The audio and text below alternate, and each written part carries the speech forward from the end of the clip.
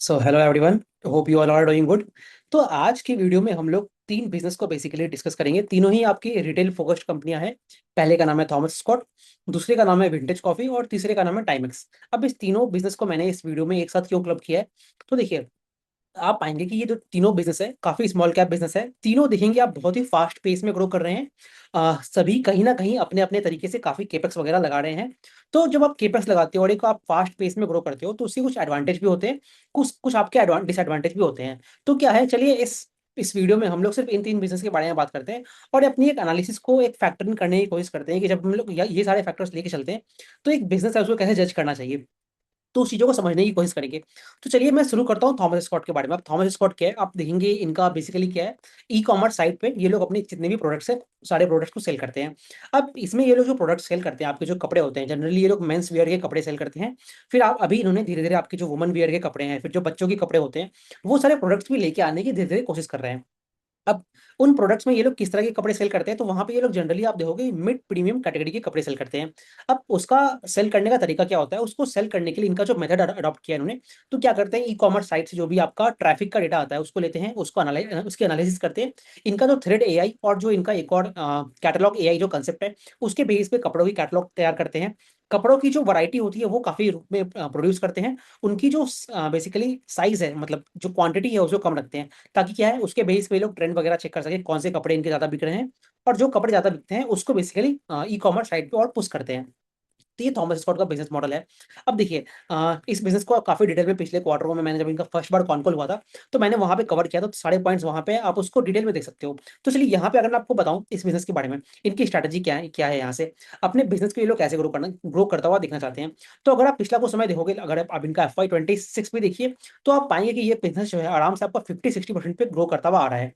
तो देखिए, एक तो ये है आपका बिजनेस काफी तेजी से ग्रो कर रहा है। और दूसरी चीज क्या होती है, जब आप एक फास्ट पेस में ग्रो करते हो तो आपकी जो वर्किंग कैपिटल होती है, डेब्ट की रिक्वायरमेंट होती है, वो काफी बढ़ जाती है। तो जब आप थॉमस स्कॉट को देखोगे ना, यहाँ पे आपका क्या है, एक तो ये लोग फास्ट पेस में ग्रो कर रहे हैं तो उसके कारण आपकी जो डेब्ट की रिक्वायरमेंट है वो काफी बढ़ी हुई है। उससे आपकी जो रिसीवर्स है वो काफी ज्यादा बढ़ रखी है। अब दो चीज होती है, रिसीवर्स का बढ़ना खराब नहीं है अगर वो इन प्रोपोर्शन हो आपके टॉप लाइन की ग्रोथ के मामले में। क्यों, ऐसा क्यों बोल रहा हूँ, बिकॉज अगर रिसीवर्स भी आपकी उसी रेट पे बढ़ रही है, जो उसी रेट पे या फिर उस कम रेट पे बढ़ रही है जितना आपका टॉप लाइन बढ़ रहा है, तो क्या होता है भविष्य में आप जो आपका रिसीवल है उसको क्लियर करना या फिर जो बिजनेस को ग्रोथ मोमेंटम को बना के रखने की जो प्रोसेस होती है उसमें आप सस्टेन कर पाते हो। बट आप थॉमस स्कॉट के केस में देखोगे ना, इनका जो रिसीवर्स है उनका बढ़ने का जो रेट है वो काफी ज्यादा है when you are comparing it with the top line growth.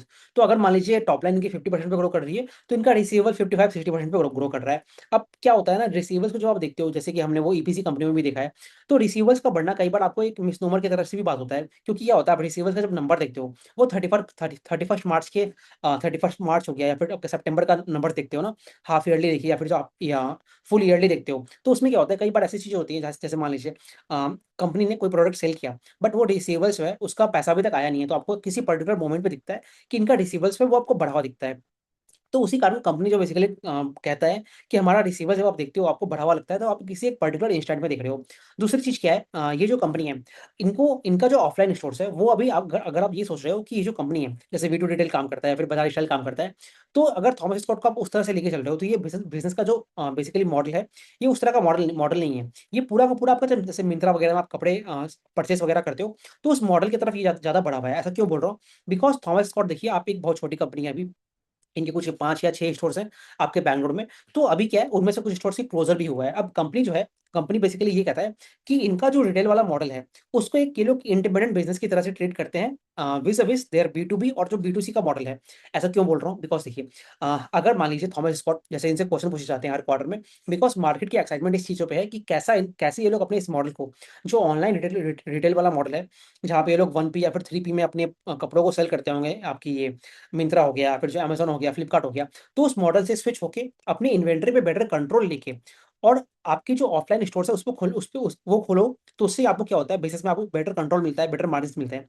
तो देखिए, इनकी साइज अभी काफी छोटी है, तो ये लोग अपने जो रिटेल वाला मॉडल है ना, जैसे जैसे वो कंपनियां आपकी ROC मतलब उसकी जो इफिशियंसी है वो सेल्फ में आनी चाहिए। कहने का मतलब क्या है, वो जो इनका पूरा रिटेल मॉडल ना, जो आपके रिटेल स्टोर्स हो गए, उनको खुद में ही एबिटा पॉजिटिव होना पड़ेगा और खुद में ही उनको कैश जनरेट करना पड़ेगा अपनी फ्यूचर एक्सपांशन के लिए। तो जब आप इस बिजनेस को यहाँ से आगे बढ़ता हुआ देखोगे ना, तो आप जो इनका रिटेल वाला मॉडल है, अपनी एक्सपेक्टेशन को वहाँ पे लो रखनी है कि इनका जो रिटेल वाला मॉडल है वो धीरे धीरे स्केल अप होगा। जो इनका पूरा बिजनेस का फोकस है आने वाले कुछ मान लीजिए 2-3 सालों के लिए एटलीस्ट, जो मुझे लगता है वो पूरा मॉडल आपका जो इनका लाइसेंसिंग ब्रांड है, जिसमें ये लोग आपका नॉटिका, जो सऊदी अरेबिया के ब्रांड होगी, मिडिल ईस्ट की ब्रांड है, उन सभी चीजों को या फिर जितने भी और बाकी कंपनियां हैं उसी मॉडल की तरफ आगे बढ़ेंगे। मतलब कहने का मतलब क्या है, अपना जो थॉमस स्कॉट का ब्रांड है जिसको ये लोग सेल करते हैं, एक तो उस ब्रांड पे ये लोग आगे बढ़ेंगे, दूसरा आपका जो इनका B2B लाइसेंसिंग वाला ब्रांड है उस पर आगे बढ़ेंगे। तो ये पूरा इनका बिजनेस मॉडल के बारे में हो गया। अब क्या है, जब आप थॉमस स्कॉट को देखते हो ना, तो जैसे हमने ज्वेलरी कंपनी को डिस्कस किया था, वहां पे मैंने आपसे ब्लू स्टोन ज्वेलरी के बारे में बात की थी। तो वहां पे मैंने आपको बताया था कि कुछ कंपनियां ऐसी हैं जो अपना मैन्युफैक्चरिंग भी खुद देखता है और जो अपना इन्वेंट्री है उसको भी खुद लेके चलता है। तो वैसी कंपनियों में क्या होता है, वैसी कंपनियों में आप देखोगे उनको अपना बहुत इन्वेंट्री, मतलब जो आपका मैन्युफैक्चरर है उसका इन्वेंट्री भी रखना पड़ेगा, और जो एज अ रिटेलर है उसका भी इन्वेंट्री रखना रखना पड़ता है। तो उससे क्या होता है, अगर आप सिर्फ थॉमस स्कॉट को देखोगे ना, तो इनका जो अगर पूरा आप इन्वेंट्री डेज देखोगे, वो मान लीजिए कुछ इनका जो मैन्युफैक्चरिंग वाला इन्वेंट्री डेज है वो कुछ मान लीजिए 30-40 दिन का होगा, और जो रिटेल वाला इन्वेंट्री डेज है वो कुछ मान लीजिए 60-70 डेज होगा। तो अगर आप दोनों को जोड़ देते हो तो इनकी इन्वेंट्री जो होती है लगभग 120-130 डेज पे आ जाती है। तो आपने क्या देखा, इनका रिसीवेबल जाता है, इनका इन्वेंट्री डेज जाता है, तो उसी कारण इनकी जो कैश फ्लो है वो आपकी अफेक्टेड रहती है। तो चलिए, अगर मैं इस कंपनी के बारे में ये कहूँ कि इनका मान लीजिए कब आपको लगता है कि इनका कैश फ्लो जो है वो पॉजिटिव हो जाएगा, तो ये एक्सपेक्ट करना कि इनका रिसेंट समय में कैश फ्लो पॉजिटिव हो जाए, उसकी कोई ट्रैजेक्टरी दिखती नहीं है। ऐसा क्यों बोल रहा हूँ, बिकॉज देखिए, कंपनी एक फास्ट ग्रोथ फेज में है। तो कंपनी का जो जो कहता है कि कंपनी यही कहता है कि अगर कल को इनका जो ग्रोथ रेट है वो इनके जो रिटर्न ऑन कैपिटल एम्प्लॉयड है उसके बराबर आ जाएगा, तो वहां से आप पाओगे कि हमारी जो बिजनेस है वो एक रैपिड पेस में कैश जनरेटिंग इंजन इंजन बन जाएगा। तो कहने का मतलब क्या मैं कहना चाहता हूँ, अगर आप इनका प्रेजेंटली ROCE देखोगे तो आप पाओगे कि लगभग 20 से 25% के बीच में है, और कंपनी अभी ग्रो किस रेट पे कर रहा है, तो 50% के ऊपर ये लोग ग्रो कर रहे हैं। कंपनी कुछ गाइडेंस देता नहीं है, कंपनी वही कहता है कि आने वाले समय में भी हम लोग इसी रेट पे ग्रो करेंगे। तो आप इतना एज्यूम कर सकते हो कि जो कंपनी है आराम से भी 40 से 60%, या ये लोग खुद भी कहते हैं कि उससे ज्यादा, मतलब आप एक कंजर्वेटिव अगर फिगर लो तो 40, 50, 60% के बीच में ये लोग ग्रो करने की बात करते हैं।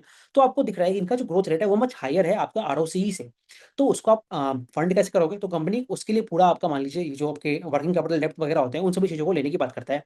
तो ये पूरा बिजनेस के बारे में है। अब क्या है, इनके आपको वर्किंग कैपिटल ज्यादा दिख रही है, बट इनके जो प्रोडक्ट्स है वहाँ पे आपके जो मार्जिन है वो आपको बढ़ता हुआ दिख रहा है।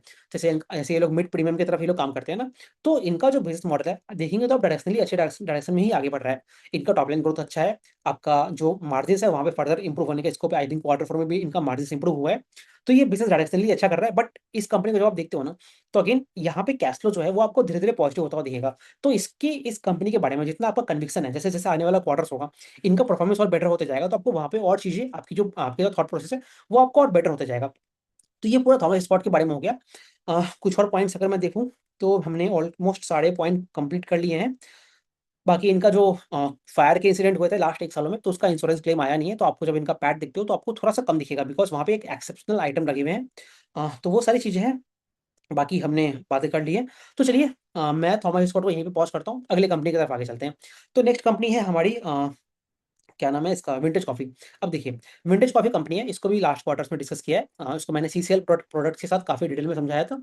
वो वीडियो को आप देख सकते हो, काफी इंटरेस्टिंग वीडियो है, काफी सारी चीजें आपकी क्लियर हो जाएंगी वहां से। कॉफी इंडस्ट्री के बारे में, उसकी ज्योग्राफी कैसे काम करती है, वो सारी चीजें भी मैंने डिस्कस की है, बिकॉज फर्स्ट टाइम डिस्कस कर रहे थे।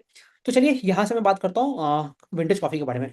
अब देखिए, हमने थॉमस स्कॉट को देखा, वहां पे आपको दिख रहा था कि कैश फ्लो में काफी दिक्कतें चल रही हैं। आप जब विंटेज कॉफी को देखते हो ना, तो ये मान लीजिए उस बीच वाले गोल्डीलॉक जोन जो होता है, जहां पे आपके सारे पैरामीटर सही हो रहे हैं, कुछ उस तरफ आगे बढ़ता हुआ थोड़ा हमें दिख रहा है। तो विंटेज कॉफी करता क्या है आपका भाई, जो भी B2B ब्रांड होती है, इनके प्रोडक्ट, मतलब जो कॉफी की जो प्रोडक्ट्स होती है, सेल कहाँ पे होती है आपकी, ये मान लीजिए US हो गया, रशियन मार्केट हो गया, यूरोपियन मार्केट हो गया, ब्राजीलियन मार्केट हो गया, इन सभी जगहों में इनकी B2B जो कॉफी है उसकी सेल होती है। अब जो कॉफी इंडस्ट्री है वो आपकी कितने कितने पे ग्रो कर रही है। अगर मैं वो जो आपकी इंस्टेंट कॉफी होती है या फिर एग्लोमरेटेड कॉफी होती है, उसकी अगर आपको मैं ग्रोथ रेट बताऊं, तो मान लीजिए 5-7% के बीच में ग्रो करती है। बट वहीं पे जो आपका फ्रीज ड्राइड कॉफी होता है ना, जो आपकी वो चंकी कॉफी होती है, मतलब जो दाने दाने रूप में आते हैं, वो सभी कॉफी की जो ग्रोथ रेट है वो आपका मान लीजिए 10% के आसपास चल रहा है। तो कंपनी का जो पूरा विजन है, ये लोग क्या करना चाहते हैं, ये लोग धीरे धीरे आपकी जो इंस्टेंट कॉफी है ना, उससे अपना बिजनेस मॉडल चेंज करके आपकी ये जो फ्रीज ड्राइड कॉफी हो गई, एग्लोमरेटेड कॉफी है, उसकी तरफ आगे बढ़ने की बात करते हैं। अब उसके लिए क्या कर रहे हैं, उसके लिए देख रहे हैं कि आप पूरे वर्ल्ड में जहां जहां आपकी कैपेसिटीज है, जो कैपेसिटी बन के आ रहा है, उनकी क्रेडिबिलिटी है, तो वहां पे आपको दिख रहा है कि उनकी जो कैपेसिटी यूटिलाइजेशन है काफी तेजी से बढ़ रही है। कहने का मतलब क्या है, वर्ल्ड में एक तरह से कैपेसिटी क्रंच दिख रहा है, और वहां पे विंटेज कॉफी जैसी कंपनियां हैं जो अपना केपेक्स लगा रहा है, वहां पे आपको दिखता है कि उनका उन सभी कंपनियों का डिमांड काफी ज्यादा है। तो आप पिछला जब से इनका आईपीओ आया, आप पाओगे कि कंपनी ने हर थोड़े थोड़े समय पे आपका जो केपेक्स है उसको लाते गए हैं। इक्विटी भी डाइल्यूट इनको करना पड़ा है, डेब्ट भी लेना पड़ा है, तो वो एक डिफरेंट चीज है। तो कहने का मतलब क्या है, कंपनी उस रेट में ग्रो कर रही है। अब इनका FY 26 कैसा बीता है, तो देखिए, FY 26 अगर आप देखोगे तो यहाँ पे इनका जो, इन्होंने पहले तो क्या चीजें कही थी और इन्होंने क्या चीज कही, क्या चीज किया है, उसके बारे में समझ लेते हैं। तो देखिए, कंपनी का कुछ पहले इनका कैपेसिटी एक्सपांशन हुआ था, कुछ लगभग 6,500 मेट्रिक टन्स की इनकी पूरी कैपेसिटी आ गई थी। अब कंपनी ने कहा था कि by the end of Q4 हमारा जो ये 4,500 मेट्रिक टन्स का जो आई थिंक एग्लोमेरेटेड कॉफी की इनकी प्लांट लग रही है, वो लग जाएगी Q4 के अंदर। तो क्या उनका प्लांट लग गया है, तो ऑफकोर्स उनका प्लांट वहां पे लग चुका है। दूसरा, ये लोग क्या कर रहे हैं, आपका जितना भी ये जो बड़े बड़े बैग्स होते हैं ना, उसको छोटे कंज्यूमर पैक्स की तरफ लेके आ रहे हैं। तो क्या होता है, उसके लिए पैकेजिंग की आपको धीरे धीरे कैपेसिटीज लगानी पड़ती है, तो वो कैपेसिटी भी इनकी लग गई है। अब जब आप बल्क पैक से कंज्यूमर पैक्स की तरफ आते हो, तो आपको क्या है, एक तरह से आप रिटेलाइजेशन हो रहा है। तो यहाँ पे जब मैं रिटेल की बात कर रहा हूँ, तो ये आपका ऐसा नहीं है कि आप स्टोर्स वगैरह खोल रहे हो। यहाँ पे आप सेल B2B को ही करोगे, बट उसमें आप जो आपकी गनी बैग्स होती है, बड़े बड़े मान लीजिए 30 किलो के बैग्स होंगे, उसको घटा के आप कुछ 500 ग्राम हो गया, 1 किलो, 2 किलो, 5 किलो, उस तरह के बैग्स में सेल करोगे। तो वहां पे भी आपकी जो मार्जिन है वो आपके बढ़ने का लीवर हो रहा है। तो उस कारण भी आप पाएंगे कि डिस्पाइट पिछले कुछ क्वार्टरों में इनका जो केपेक्स था, मतलब जो कैपेसिटी यूटिलाइजेशन था, वो मान लीजिए 95-100% पे बढ़ रहा था। उसके बाद भी जो आपकी रियलाइजेशन है ना, वो आपकी बढ़ती हुई दिख रही थी। उसी कारण आपको दिखता है इनका टॉप लाइन भी बढ़ रहा था, और इनके जो मार्जिन है वो भी इंप्रूव हो रहे थे। अब Q4 में इन्होंने आपका जो एग्लोमरेटेड है उसका 4,500 मेट्रिक टन का प्लांट लगा दिया है। उससे क्या हुआ है, ऑलमोस्ट मान लीजिए 70% पे इनकी कैपेसिटी बढ़ गई है। अब ये कंपनी यहाँ पे किस तरह से काम करती है, इनके पास कुछ ऑर्डर बुक्स वगैरह होते नहीं है, इनके जो क्लाइंट्स वगैरह हैं उनसे इनको जो भी क्वेरीज वगैरह आती है, एक तरह से उसको आप ऑर्डर बुक ही समझ सकते हो।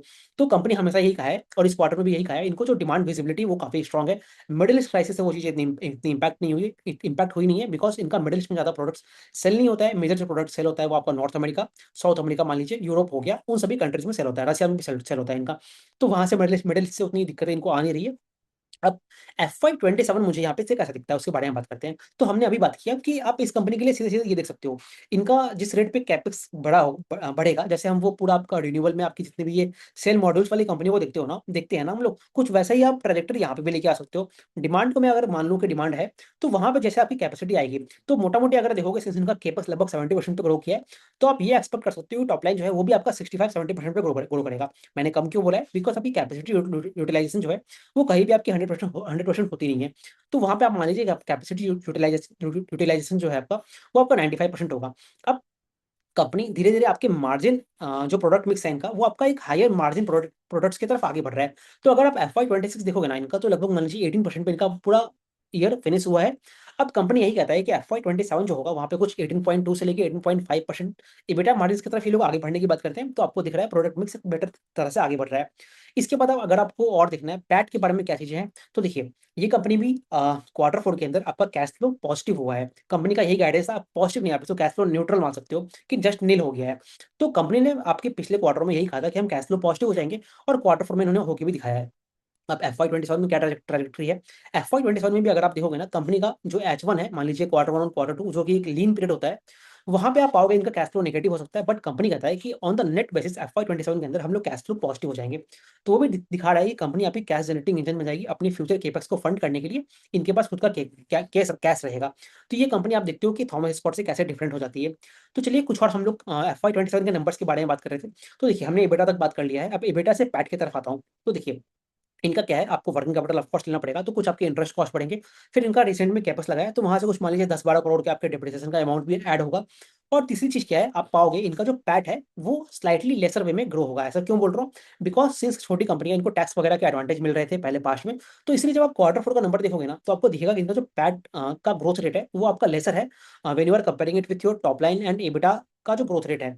तो क्यों क्यों कम हुआ है, बिकॉज इनकी जो टैक्स रेट है वो आपकी बढ़ गई है। तो वही चीज आपको दिखेगा FY 27 में भी होता हुआ। बट अगर नेट अगर आप अप्रोक्सीमेट करके निकालोगे, तो भी ये कंपनी आपका आराम से 50% के ऊपर आपका FY 27 में ग्रो करता हुआ दिख रहा है। अब वहां से जो इनका पूरा विजन है उसके बारे में थोड़ी सी बात करते हैं। देखिए, FY 27 तक की बात हमने कर ली। अब FY 28 में इनका जो 5,500 मेट्रिक टन का फ्रीज ड्राइड वाला प्लांट लेके आ रहे हैं, उसका मान लीजिए आप 50 से 70% यूटिलाइजेशन है, वो आपका FY 28 में ये लोग मिलने की बात करते हैं। तो FY 28 का जो ग्रोथ रेट है वो भी मान लीजिए आपका इस 5,500 मेट्रिक टन की जो नई प्लांट आएगी उससे आने वाला है। और वहां पे आपको टॉप लाइन से ज्यादा अच्छा लीवर जो है वो आपका एबिटा मार्जिन का लीवर मिलेगा। बिकॉज आप देख रहे हो ना कि हमने जो आपकी इंस्टेंट कॉफी से एग्लोमरेटेड में मार्जिन ज्यादा होते हैं, फिर वहां से मार्जिन जो है आपके फ्रीज ड्राइड में जाता है। तो वहां पे आप पाओगे कि जो इनका मार्जिन है, ये जो कंपनी कहता है कि लगभग 20%, 21 मान लीजिए आप, उतना मार्जिन करने की बात करते हैं। तो आपको दिख रहा है कि प्रोडक्ट मिक्स वहां पे और बेटर चेंज होगा।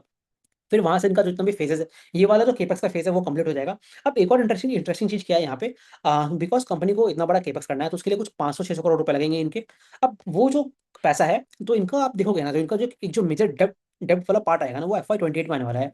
अब उस डेप्ट को ये लोग फंड कैसे कर रहे हैं, वो डेप्ट को फंड कर रहे हैं आपका जो यूरोपियन यूरोपियन बैंक वगैरह है, वहां से ये लोग पैसा ले रहे हैं। यूरोपियन बैंकों ने इनको कुछ 5-7% पे इंटरेस्ट रेट दिया है, जो कि बहुत कम है। क्योंकि जनरली आप देखते हो ना, कंपनी का कॉर्पोरेट कॉर्पोरेट जो पैसा होता है, इंटरेस्ट रेट कुछ 8 या 9% होता है। अब छोटी कंपनियां हैं, जैसे एल्पेक्स के केस में हमने देखा था कुछ क्वार्टरों पहले, तो वहाँ पे कुछ 10% पे उनका इंटरेस्ट रेट लगा था। तो उस तरह से आप देखोगे तो इनका जो लोन मतलब इंटरेस्ट रेट का पैसा है वो काफी कम है।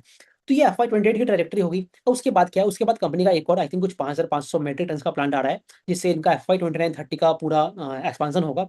वहां पे ये लोग मार्जिन वही कहते हैं 22 से 24% के बीच में रहेगा।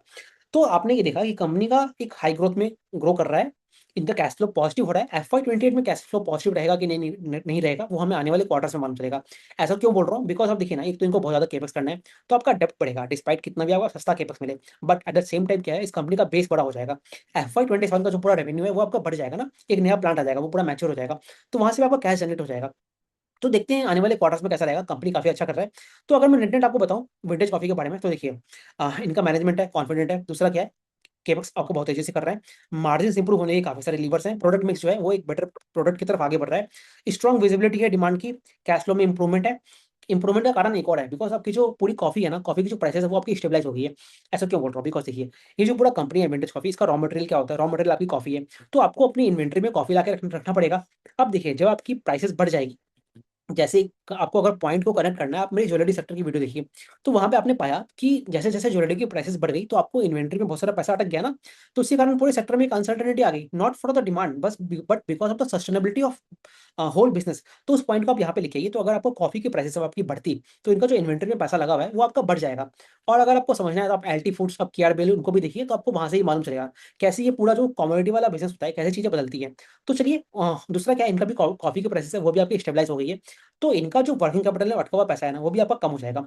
तो इसलिए जब आप CCL प्रोडक्ट्स को देखते हो या फिर जब आपको विंटेज कॉफी को देखते हो ना, तो दिखता है कि जब ये जो कमोडिटी साइकिल है ना, जब इनके फेवर में आ जाएगी, तो इनका मार्जिन्स और जो फिनांस कॉस्ट वाला पार्ट है ना, वो अगेन आपको एक तरह से बूस्ट दे देता है कंपनी के पूरे नंबर्स के अंदर।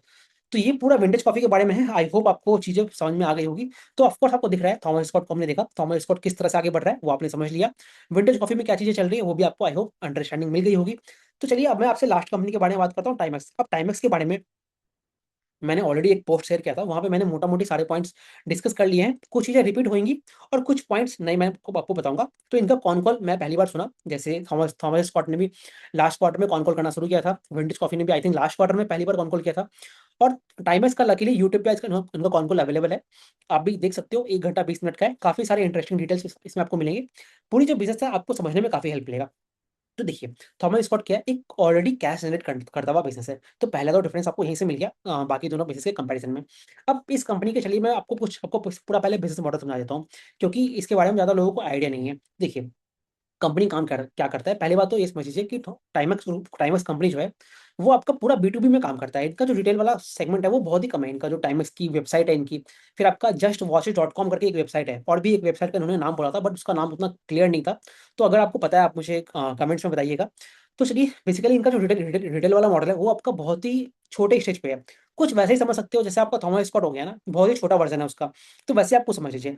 तो इनका जो पूरा मॉडल है ना, वो आपका मान लीजिए पूरा B2B की तरफ ही काम करने वाला पूरा मॉडल है इनका। अब यहाँ पे ये लोग कैसे ग्रो करने की बात करते हैं, तो आप देखिए, इनका क्या है, मान लीजिए लगभग 60% जो रेवेन्यू है वो आपका ट्रेड चैनल से आता है। ट्रेड चैनल्स क्या होते हैं, मान लीजिए ये लोग गए, जितने भी पार्टनर्स वगैरह होंगे इनके, उनको जाके अपने वॉचेस वगैरह है, जो इनकी बड्डी या बड्डी जो भी प्लांट है वहाँ का जो जगह है, वहाँ से कुछ 3 या 4 मिलियन मिलियंस ऑफ वॉचेस बनाने की कैपेसिटी है इनको। उस वॉचेस को बनाते हैं, जितने भी आपके चैनल पार्टनर्स होंगे उनको वॉचेस दे देंगे। वो सभी जाके आपके जो मॉल्स वगैरह होते हैं, जितने भी ये दुकानें हैं, वहाँ सभी उन सभी जगहों में पहुंचा देंगे। तो लगभग 60% जो रेवेन्यू है आपका इन सभी चैनल से आता है। और बचा 25% जो रेवेन्यू है लगभग, वो आपका ई कॉमर्स मतलब ऑनलाइन प्लेटफॉर्म से आता है। अब ई कॉमर्स में क्या होता है, ई कॉमर्स में आपकी जो भी ये मान लीजिए अमेजन हो गया, फ्लिपकार्ट हो गया, इन सभी जगहों में ये लोग प्रोडक्ट्स को सेल करते हैं। वहाँ पे दो मॉडल होता है, 1P और 2P या 3P होता है। इस चीज़ों को आप यूट्यूब में आप सर्च कर सकते हो, या फिर कभी मैं अगर आपको उससे कोई प्लेटफॉर्म कंपनी डिस्कस करेंगे तो वहाँ पे और डिटेल में जानेंगे इन चीज़ों के बारे में। तो आपको मैं पॉइंट ये बताना चाहता हूँ कि इंडिया में क्या है ना, जैसे आपका अमेजन हो गया और जो फ्लिपकार्ट हो गया, इन सभी कंपनियों को सभी ये सब फॉरेन एंटिटीज वाली कंपनी है ना, वॉलमार्ट बैक कंपनीज है, या फिर अमेजन भी आपकी जेफ बेजोस वाली कंपनी है। तो इनको इनको है ना, इन्वेंट्री ओन करने की गवर्नमेंट ने राइट नहीं दिया है। तो क्या होता है, जब आप 1P का मॉडल यूज करते हो ना, तो वहां पे क्या होता है, आपकी जो पूरी इन्वेंट्री का कंट्रोल है वो आपका इन सभी ई कॉमर्स साइट के पास आ जाता है। कहने का मतलब क्या है, एज अ टाइमर्स कंपनी मैं जाऊंगा अमेजोन को बोलूंगा, भाई मेरा ये 10,000 वॉचेस तुम खरीद लो और उसको तुम बेचो। उससे क्या होता था, टाइमर्स को क्या फायदा होता है, टाइमर्स को एक तरह से एक ह्यूज मार्केट मिल जाती है। बट यहाँ पे क्या होता है ना, जो आपका ई कॉमर्स साइट है, आप देखते हो ना, बिग बिलियन डे सेल्स वगैरह होते हैं, तो वहाँ पे ये जो वेबसाइट्स वगैरह होते हैं वो उससे बहुत डिस्काउंट वगैरह दे देते हैं। तो एज अ कंपनी मेरा जो टाइमर्स ब्रांड है, मेरा तो ब्रांड डाइल्यूट हो जाएगा ना उससे। तो कंपनियां चाहती नहीं है कि जो ये पूरा 1P वाला सेगमेंट है वो सस्टेनेबल नहीं है। और दूसरा क्या होता है, मैंने आपको बताया कि गवर्नमेंट जो है वो आपका इन सभी कंपनियों को इन्वेंट्री ओन करने नहीं देता है, क्योंकि क्या उसके भी एक अलग रीजन, चलिए उस चीजों में नहीं जाते हैं हम लोग। तो कहना क्या चाह रहा हूँ, तो उससे क्या होता है कि जो आपका टाइमर कंपनी है उसको अपने प्रोडक्ट्स में कंट्रोल नहीं मिलता है, उसकी जो प्राइसिंग होती है वो आपको सही से नहीं कर पाते हो, तो इसलिए क्या है, आपका ब्रांड भी डाइल्यूट हो जाता है। तो ये सभी चीजों के कारण आपका जो 1P है, ऑल तो वहां से आपको वॉल्यूम्स तो मिलता है। तो अगर आप देखोगे इनका जितना भी ई कॉमर्स का सेल है, उसका 2/3 आपका 1P से आता है। कहने का मतलब क्या है, जो बल्क सेल्स होती है। बट उसमें आप मानेंगे धीरे धीरे ये लोग स्विच करने की कोशिश कर रहे हैं 3P की तरफ। अब 3P क्या होता है, 3P में क्या होती है, आपकी जो इन्वेंट्री है वो आपकी उस पर आपको मच बेटर कंट्रोल होती है। यहाँ पे आप थर्ड पार्टी इनके पास जाओगे और वो लोग क्या करते हैं, वो सब जाके आपका जो एजियो प्लेटफॉर्म हो गया, आपका टाटा क्लिक हो गया, इन सभी वेबसाइट पे जाके आपकी जो प्रोडक्ट्स है उसको लिस्ट कर देते हैं। तो नेट नेट अगर मैं आपको बिजनेस मॉडल आपको समझ में आ गया होगा कि अब ये लोग क्या करते हैं, अल्टीमेटली करते क्या है। आपकी बद्दी में इन्होंने पूरी सेल्स बनाई, जो मैंने आपको ट्रेड चैनल बताया, और जो 1P और 3P के बारे में बात की, वहां पे जाके अपने वॉचेस वगैरह को सेल करते हैं। थोड़ा सा आपका ई कॉमर्स वाला सेगमेंट है। तो ये पूरा सेगमेंट हो गया। और बाकी ये लोग क्या करते हैं, आपका जो मान लीजिए ये स्विस ब्रांड हो गई आपकी, जो वर्षा से गेस इस तरह की वॉचेस वगैरह को लेके आते हैं, उससे पार्टनरशिप होती है। टॉमी हिलफिगर हो गया, फिर आपकी ये लोइस फिलिप हो गई, इनसे भी इनकी ब्रांडिंग वगैरह रहती है, इंडोर्समेंट्स रहते हैं। एक्टरों को उन्होंने हायर किया है, आई थिंक 2 मेल एक्टर को, एक फीमेल एक्टर को हायर किया है, ताकि ये लोग पूरे बोथ मेल और फीमेल कैटेगरी हो गई उसके तरफ ये लोग आगे बढ़ सके। एक एक एक्टर इन्होंने आई थिंक गेस गेस जो इनकी वॉचेस है, जहाँ पे आपकी ज्वेलरी भी होती है और जो आपकी गेस की वॉचेस वगैरह भी होती है, उसको टैप करने के लिए। तो ये इनका मॉडल है। अब अगर मैं आपको पूरा पूरा इनका बताऊं ना कि इनका ग्रोथ रेट किस तरह की एक्सपेक्टेशन है, देखिए कंपनी जो प्रेजेंटली अगर आप देखोगे एक बहुत ही रैपिड पेस में मार्केट शेयर कैप्चर कर रहा है। मार्केट शेयर कैप्चर किससे कर रहा है, एक तो क्या है, पहली बात तो ये है, इंडिया में आपका टाइम काफी बड़ा है। तो नेट नेट अगर आप देखोगे ना, मान लीजिए 50 करोड़ का वो आसपास जो लोग हैं, वो आपकी वॉचेस पहनने वाली जनता है। उसमें से मान लो आप 1 लाख से ऊपर पहनने वाली जनता कुछ 5 लाख होगी। 10,000 के ऊपर पहनने वाली जनता कुछ उससे थोड़ी ज्यादा होगी। बट एक जो लार्ज चंक ऑफ जो पॉपुलेशन है वो आपकी मान लीजिए 1,000 से लेके 10,000 के बीच में वॉचेस पहनती है। तो ये जो कंपनी है ना, उस पूरे टाइम को टारगेट करने की कोशिश कर रहा है। तो मान लीजिए इंडिया में अगर आप नेट निकालोगे ना, तो लगभग मान लीजिए 40 करोड़ जो लोग हैं, ये पूरी टाइम अवेलेबल है, और उस पूरे सेगमेंट में कुछ 20-30 लाख जो लोग हैं वो हर साल ऐड हो रहे हैं। तो टाइमक्स जो है ना, उस पूरे सेगमेंट की तरफ आगे बढ़ने की कोशिश कर रहा है। अब देखिए टाइमक्स यहाँ पे इथॉस से कैसे अंतर पड़ता है।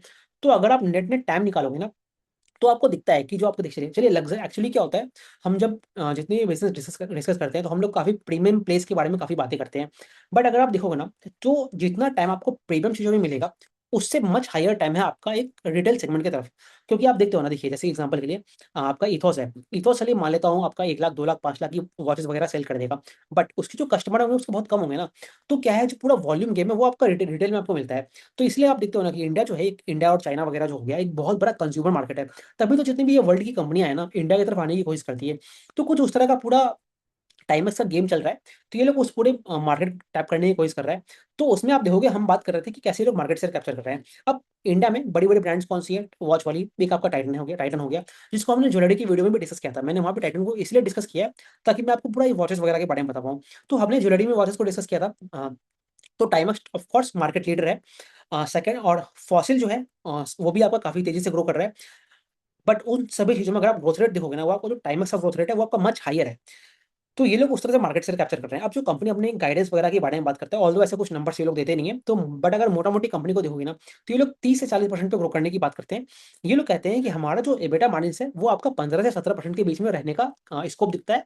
ऐसा ये लोग क्यों कहते हैं, बिकॉज देखिए, आपने अगर मेरी ज्वेलरी की वीडियो देखी है, वहाँ पे मैंने सेंको गोल्ड के बारे में काफी आपको समझाया है कि उनका जो मार्जिन है वो एक फंक्शन फंक्शन होता है, आपका कॉम्पिटिशन कितना है, आपको अपने जो प्राइसिंग पावर है उसको कितनी रखनी है, रॉ मटेरियल का इंपैक्ट है उसको आप कितना और पास ऑन कर पाते हो। तो उन सभी चीज़ों को आप कंबाइन कर दोगे ना, at the same time since company बहुत रैपिड पेस में ग्रो कर रही है, तो आपको ब्रांडिंग करनी पड़ती है। जितने भी इंडोर्समेंट्स वगैरह होंगे, जैसे मैंने आपको एक वो इमेज भी शेयर किया था आपसे, कि जहाँ पे मैंने बताया था कि कैसे ये लोग हैरी पॉटर वाले और सुपरमैन वाली चीज़ें हैं, उस कस्टमर्स को टैप इन करने के लिए उनके साथ ये लोग पार्टनरशिप करते हैं। जैसे मान लीजिए ना, वो घड़ी है, वो बैटमैन टाइप की कुछ बना देंगे, तो उससे जो उनका बैटमैन के फैंस वगैरह हैं उसको जाके परचेस करेगा, तो वो है। तो ये सभी चीज़ों के कारण आपको खर्चा लगता है, और दूसरा क्या है, जियोपॉलिटिक्स वगैरह भी हो गए, तो वहाँ पे आपको मार्जिन्स को, मतलब जो आपके रॉ मटेरियल का इंपैक्ट है, तो जैसे कंपनी कहता है कि लगभग मान लीजिए 10 से 15% इनका पूरा रॉ मटेरियल का इंपैक्ट आया है, बिकॉज हर वॉचेस के अंदर आपको एल्यूमिनियम लगेगा, आपको कॉपर लगेगा। एक और चीज़ क्या होती है, मूवमेंट्स होते हैं, एक वर्ड है मूवमेंट्स। अब ये मूवमेंट्स क्या है, मूवमेंट्स क्या होती है, जो वॉच के अंदर की आपकी जो पूरी मैकेनिक्स है, मतलब वो जो स्क्रूज वगैरह होंगे ना, वो कैसे मूव कर रही है, उन चीज़ों के कंसेप्ट को मैकेनिक्स कहते हैं। अब ये जो मैकेनिक्स वाला पूरा पार्ट है, वो आपका जापान और आपकी जो ये मान लीजिए ना स्विट्जरलैंड वगैरह कंट्रीज होगी, वहां से पूरा आता है। अब जापान में क्या हो रहा था ना, कि जो पूरी वॉच मार्केट है वो उतनी तेजी से ग्रो नहीं कर रही थी, तो क्या हुआ ना, कि आपकी जो पूरी मूवमेंट्स की सप्लाई है वो आपकी कम हो गई, बिकॉज मान लीजिए ग्रोथ रेट नहीं आएगा तो मैं केपेक्स क्यों लगाऊंगा, तो वहां पे ग्रोथ रेट आपकी कम हो गई। तो क्या है, इनको जो ये कांस्टेंट दिख रहा है सप्लाई के साइड में, वो नॉट बिकॉज उतना, मतलब रॉ मटेरियल का इंपैक्ट तो है, बट उससे ज्यादा इंपैक्ट जो है वो आपकी मूवमेंट की सप्लाई का इंपैक्ट है। कहने का मतलब क्या है, जापान में धीरे धीरे मूवमेंट की जो फैसिलिटीज है वो आपकी लगना शुरू हुई है, बट एक उसके कारण थोड़ा सा इंपैक्ट दिख रहा है। तो नेट में मैं आपको ये बताना चाहता हूँ कि कैसे ये कंपनी किन किन चीज़ों से गुजर रही है और कैसे ये लोग मार्केट से कैप्चर कर रहे हैं। बट इन सभी चीज़ों के बाद भी अगर आप देखोगे ना, जैसे थॉमस स्कॉट हो गया, या फिर हमने अभी ये विंटेज कॉफी डिस्कस किया, या फिर जैसे हम अभी ये टाइमक्स डिस्कस कर रहे हैं, इन तीनों कंपनी का केस में आप ये देखोगे ना, तीनों कंपनियों के पास प्राइसिंग पावर है। जो टाइमक्स है यहाँ पे मुझे लगता है कि सबसे ज्यादा प्राइसिंग पावर है, बिकॉज आप देखेंगे ना, एक तरह से ये लोग प्रीमियम सेगमेंट की तरफ ये लोग काम करने की बात करते हैं, तो प्राइसिंग पावर भी आपको दिखता है। तो कंपनी यही कहता है कि आने वाले कुछ समय में हम लोग 10 से 15% जो है आपका पूरा प्राइसेस है उसको कस्टमर को पास ऑन करेंगे। तो यहाँ पे आपको ये भी चीज दिख रही है। अब कंपनी अगला 3 साल का विजन कैसे लेके चलता है, दो कंटेक्स्ट में बात करेंगे, एक आपका केपेक्स के बारे में, एक आपका बात करते हैं ग्रोथ रेट के बारे में। तो कंपनी कहता है कि अभी आई थिंक इनका जो FY 27 एंड हुआ है, लगभग मान लीजिए कुछ 700 से 800 करोड़ इन्होंने टॉप लाइन किया है, लगभग कुछ 48% पे ग्रोथ है। बोथ आपका गैस, वर्सा से और जो टाइमेक्स है, तीनों काफी रैपिड पेस में ग्रो कर रहे हैं। 50% के आसपास आसपास अप्रोक्सीमेट होगा, एग्जैक्ट नंबर आप देख सकते हो इनकी कॉन कॉल वगैरह में। तो देखिए, तो वो तीनों ग्रो कर रहे हैं। तो कंपनी कहता है कि जो मार्जिन है इनका 15 से 70% अभी का मार्जिन है, वो आपका मान लीजिए, ये लोग कहते हैं कि 20% के ऊपर जाने के स्कोप है, अगर ये लोग प्राइसिंग बढ़ा दें, बट इनको भी मार्केट शेयर कैप्चर करना है। तो कंपनी कहता है कि मान लीजिए आने वाले 3 सालों में जब इनका टॉप लाइन डबल हो जाएगा, तो वहीं से आपको दिखता है कि कंपनी इंडायरेक्टली कहीं कहीं दे रहा है कि मतलब 1500 करोड़ करने की बात करते हैं, तो ऑलमोस्ट टॉप लाइन को डबल करने की बात करते हैं आने वाले 3 साल में। तो वहीं से भी आप ग्रोथ रेट निकाल सकते हो, अप्रोक्सीमेट वही 30-40% के बीच में आएगा। तो मार्जिन से इंप्रूव होने के स्कोप है, बट अभी आपको मिड टर्म में मार्जिन इंप्रूव होता हुआ नहीं दिखेगा। तो ये मैंने मार्जिन वगैरह के बारे में बात कर लिया। अब चलिए आपसे केपेक्स वगैरह के बारे में बात करता हूँ। अब बद्दी में इनकी प्लांट है, बद्दी में ये लोग मान लीजिए कुछ आपका डबल शिफ्ट में प्लांट चला रहे हैं, बिकॉज डिमांड इतनी ज़्यादा है। तो उसमें क्या करते हैं, अगर मैं आपको बताऊं इनका एग्जैक्टली कितना प्लांट है, तो ये लोग अभी मान लीजिए FY 26 में इन्होंने लगभग लगभग 5 मिलियन वॉच सेल किया है। 3 मिलियन की इनकी कैपेसिटी है, वहाँ पे डबल शिफ्ट में चला के उसको, और कुछ थर्ड पार्टी जो कॉन्ट्रैक्टर होता है उससे वॉच बनवा के कुछ 5 मिलियन की जो भी इनकी कैपेसिटी आई है। अब क्या कर रहे हैं, दीपावली जब खत्म हो जाएगी इस पर्टिकुलर ईयर में, तो यहाँ पे ये लोग उस प्लांट में धीरे धीरे केपेक्स बढ़ाएंगे, और by the end of March 27 ये लोग अपने केपेक्स को बढ़ा के 3 मिलियन से लगभग 15 मिलियन करने की बात कर रहे हैं। तो आपको दिख रहा है कि जो इनका केपेक्स है वही काफी तेजी से बढ़ रहा है। अब कंपनी इतना बड़ा केपेक्स तो तभी कर रहा होगा ना जब इनको डिमांड दिखती है। अब डिमांड कहाँ से दिखती है, पहला तो मैंने आपको बोला कि इंडिया के अंदर ही दिख रहे हैं ये लोग, काफी अपने धीरे धीरे मार्केट को कैप्चर कर रहे हैं। दूसरा क्या है, आपका जो स्मार्ट वॉच वाला सेगमेंट है वो आपका डिक्लाइन कर रहा है लास्ट 2 साल में। पहले मान लीजिए कुछ 4 करोड़ वॉचेस बिके थे, तो वो 2-3 सालों में घट के आपका 2 करोड़ वॉचेस हो गया है। और वो जो पूरा स्मार्ट वॉच का सेगमेंट है ना, वो भी आपका मान लीजिए सिंगल डिजिट की तरफ वो डी ग्रो कर रहा है। वहीं जो आपके एनालॉग वॉचेस है ना, जो आपका यूथ है, वो लोग क्या है, एक तरह से डबल वॉचेस खरीद रहा है। जैसे आपके पास भी शायद 2 वॉचेस होंगे, एक स्मार्ट वॉच होगा और एक एनालॉग वॉच होगा। तो आपको जो पूरी मतलब ग्रोथ रेट है, सेक्टोरल ग्रोथ रेट है आपका एनालॉग वॉचेस का, वो आपका बढ़ रहा है। पहले मान लीजिए वो आपका 8 से 10% CAGR पे ग्रो कर रहा था, तो वो आपका बढ़ के मान लीजिए 14-15% हो गया है। ऐसा में कैसे कैसे दिखता है, तो क्योंकि अगर आप टाइटन को देखोगे ना, टाइटन का कंपनी है, टाइटन कंपनी को अगर आप देखते हो तो वहीं पे आप पाओगे उनका जो वॉच वाला सेगमेंट है वही 14-15% पे ग्रो कर रहा है। तो वो तो मार्केट लीडर है ना, तो मार्केट लीडर ही आपका 14-15% पे ग्रो कर रहा है। तो वहीं पे आपको दिखता है कि जो आपका टाइमक्स जैसी कंपनी है वो आपका 30% के ऊपर ग्रो करता हुआ आ रहा है। तो आपको दिख रहा है वहाँ पे लोग मार्केट शेयर कैप्चर कर रहे हैं। तो यही से आपको दिखता है कि इनके पास डिमांड काफी ज्यादा है, तो इसलिए ये लोग अपना पूरा ये नया कैपेसिटी लगा रहे हैं। दूसरा क्या है, जैसे जैसे ये पूरा China+1 का थीम चल रहा है, तो जितने भी ये ग्लोबल ब्रांड्स होंगे, जैसे आपकी वर्सा से है, या फिर जो आपकी टाइम गैस वगैरह है, जैसे जैसे इनका जो पूरा मार्केट है, मतलब इंडिया की तरफ बढ़ता हुआ दिखेगा, तो ये लोग भविष्य में क्या करेंगे, अपनी जो कैपेसिटीज है उसको इंडियन मार्केट को सर्व, जैसे मान लीजिए इंडिया में आपको बहुत बड़ा मार्केट दिखता है, तो अगर आपको यहाँ पे सर्व करना है तो आपको यहाँ पे कैपेसिटी लगानी पड़ेगी ना। उससे क्या होगा, आपका जो यहाँ का लॉजिस्टिक्स कॉस्ट है वो आपका कम हो जाएगा। तो भविष्य में आपको कंपनी को यही दिखता है कि जो ये टाइमक्स वगैरह जैसी कंपनी है, जैसे टाइमक्स है, टाइमक्स का सबसे बड़ा मार्केट क्या है, वो आपका यूएस मार्केट है, ठीक है। अब यूएस मार्केट जो है वो लगभग 5% पे ग्रो कर रही है, और इंडियन मार्केट आप देख रहे हो कि डबल डिजिट में ग्रो कर रहा है। तो आने वाले कुछ सालों में आपको दिख रहा है कि जो इंडियन मार्केट है वो टाइमस ऐसा ग्रुप कंपनी जो है उसके लिए भी इंडिया सबसे बड़ा मार्केट मार्केट बन जाएगा। तो भविष्य में क्या है, इन सभी कंपनियों को अपना जो मैन्युफैक्चरिंग है वो आपको इंडिया में लेके आना पड़ेगा। तो वहां से भी आपको दिखता है कि कंपनी अपना कैपेसिटी क्यों एक्सपांड कर रहा है। तो आई होप आपको उस चीजों से भी आइडिया लग गया होगा। बाकी मैंने ऑलमोस्ट सारे पॉइंट डिस्कस कर लिए हैं, स्ट्रेटेजी वगैरह के बारे में आपसे बात कर लिया। तो चलिए यहीं पर रखता हूँ मैं इसको। तो आपने आपने ये देखा कि जब हमने थॉमस स्कॉट को बात किया, तो तीनों कंपनियां जो है, तीनों कंपनी दिखेंगे डायरेक्शनली काफी अच्छी तेजी से आगे बढ़ रही है। तीनों आपका रिटेल प्रोडक्ट्स बनाता है। एक आपकी वॉच की हो गई, एक कपड़े की होगी, और एक आपकी जो भी कॉफी की कंपनी है। बट तीनों कंपनी का आप ट्रेजेक्टरी देख रहे हो ना, तीनों काफी केपक्स वगैरह कर रहे हैं। बट आपको ये दिखेगा तीनों जो कंपनियां हैं अपनी जर्नी में अलग अलग जगह पे प्लेस छोड़ के रखे हैं। थॉमस स्कॉट जो है वो आपका एक, मान लीजिए रेस में रेस में, मतलब not in terms of growth rate कह रहा हूँ, वो जो पाथ में आपको चढ़ना है मतलब कैश फ्लो पॉजिटिविटी की तरफ, वो आपका थॉमस स्कॉट सबसे पीछे चल रहा है। जो विंटेज कॉफी है वो आप मान लीजिए समवेयर इन बिटवीन आया है। जो आपका पूरा एक पर्टिकुलर जोन होता है ना जहाँ पे सारी चीजें अलाइन करती है, तो विंटेज कॉफी वहां पे प्लेस कर रहा है। और जो आपका टाइमक्स है वो सारी चीजें ऑलमोस्ट कर चुका है, और वहां से ये लोग उस चीजों का जो पूरा बेनिफिट है वो एकदम रीप कर रहा है। तो ये आई होप आपको तीनों बिजनेस समझ में आया होगा। तो चलिए हम ऐसे ही बाकी बिजनेस को हम लोग डिस्कस करते रहेंगे आने वाले समय में। आप अपने थॉट्स बताइए मुझे, आपको कैसा लगा। बाकी कुछ पॉइंट्स छूट गए होंगे उसको भी शेयर कीजिए, और आपको तीनों बिजनेस कैसे लगते हैं। Let me know your thoughts in the comments. बाकी हम लोग एक नई वीडियो में फिर से मिलेंगे। Thank you very much.